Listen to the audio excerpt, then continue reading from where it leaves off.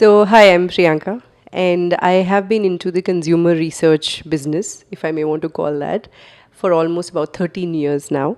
I started with Nielsen, went on to a couple of other companies like Jet Airways and Tata's. I was very fortunate to have worked with them. Then again came back into the research profile, which is at IMRB, wherein I was there for about 5 years before joining my current organization at Mintra. Now, when I joined Mintra, I was like super excited because with the 10 years of experience behind me, and I realized that, I have it all. I have the wherewithal and all the support and knowledge to like make it big at Mintra as well and kind of turn things around. And I realized that all those 10 years of my traditional research went down the drain when I actually started trying to figure out the consumer behavior at Mintra because those were online consumers.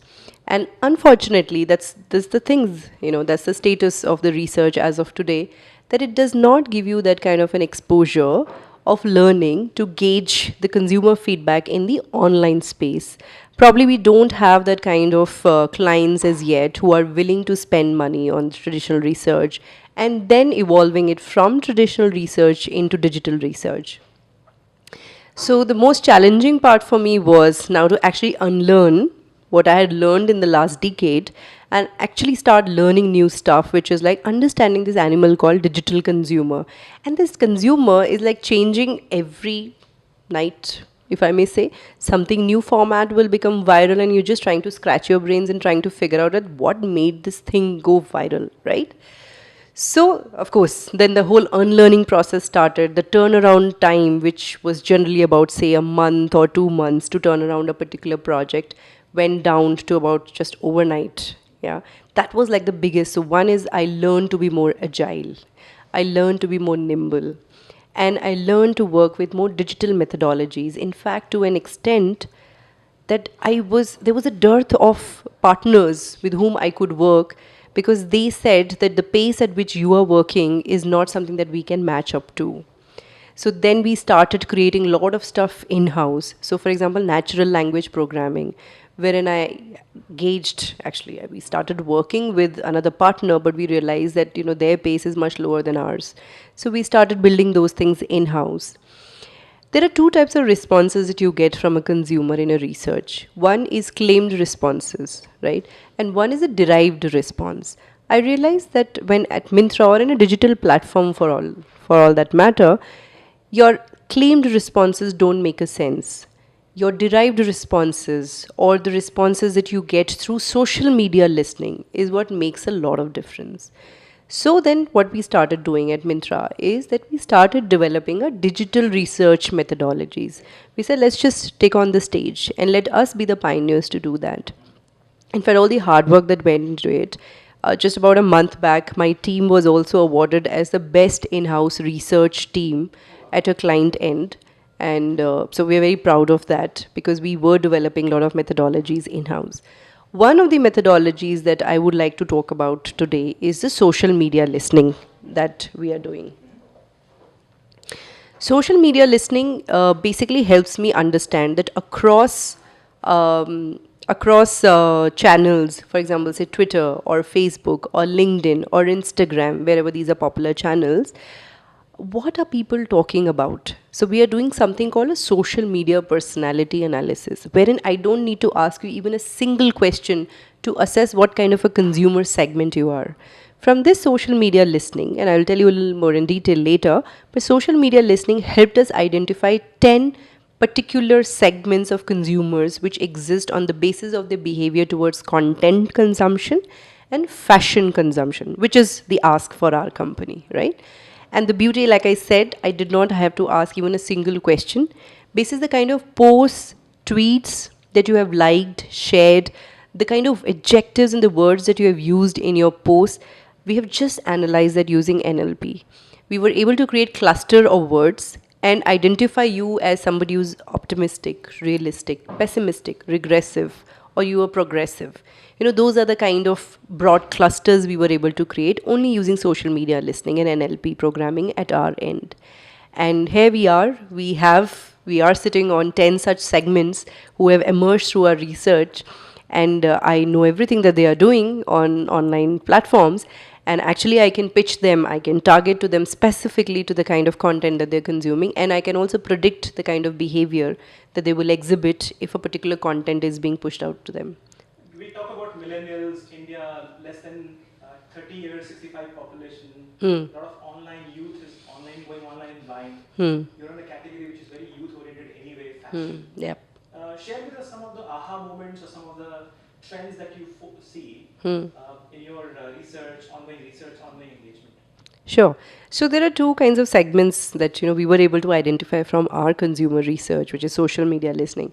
One is the urban trailblazer. These are your upwardly mobile SEC A1 earning really well, more than a lakh per month household income, right?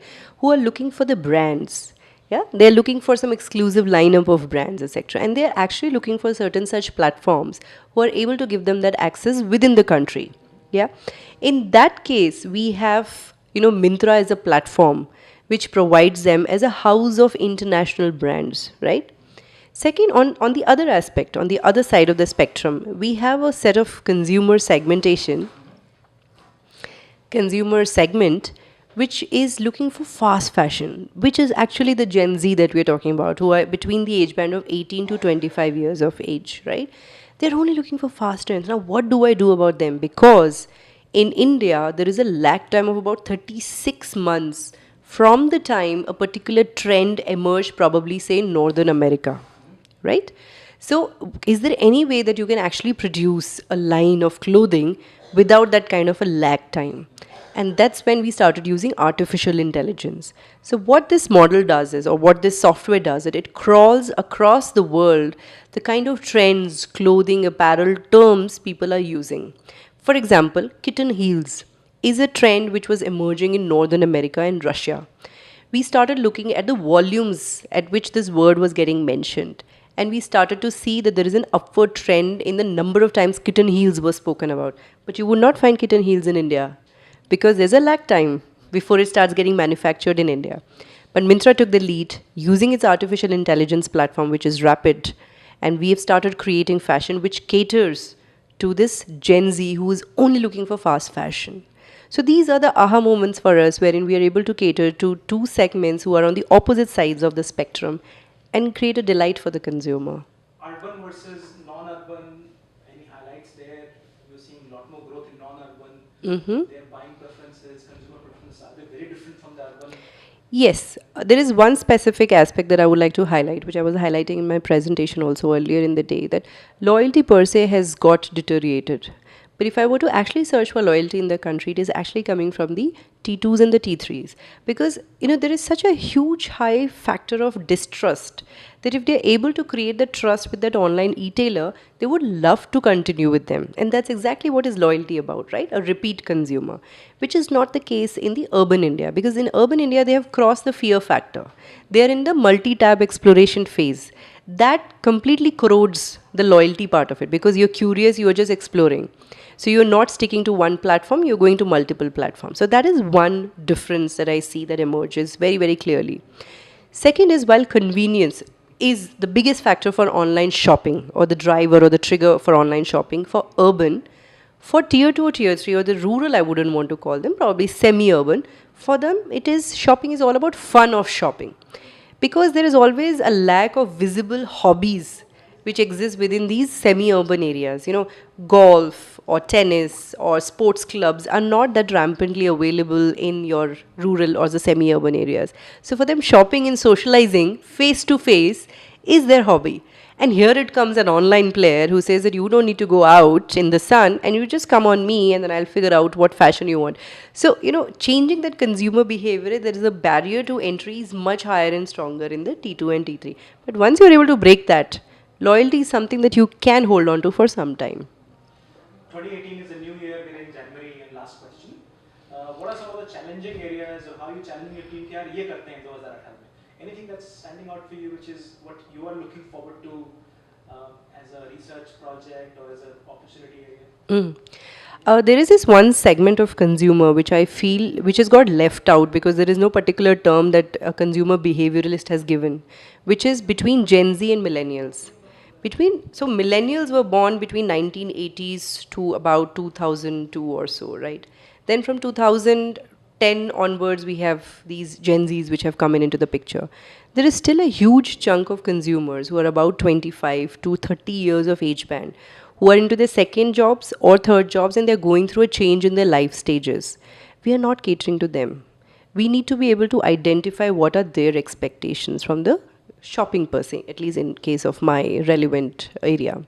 So that is one aspect that I would like to read a little more. Women base particularly is going to increase by 5x by 2020. So women as a consumer who's actually even today, while there's working women, independent women, but if you're a mother, you're playing a lot of roles at home. So she's the one who is that one person who's buying clothes for everybody, groceries for the entire household. How to be able to crack that as a segment and bring in loyalty. And by the way, between the genders, a women tends to be a lot more loyal versus men. That is something which we have seen on our own platform as well. Yeah. The fourth segment that I would like to look at is, or rather the third, I'm sorry. The third segment that I would like to look at is the kids. A 9-year-old or a 7-year-old is playing a very pivotal role in decision making at home. We cannot ignore him just because he's less than 18. So, for the year 2018 at least, kidswear will become a huge area of focus for us. And of course, the geo bets will become. For example, we don't want to believe anymore that from Kashmir to Kanyakumari, you can show the same homepage. So, personalization, customization, using artificial intelligence is going to become a very big focus area for us.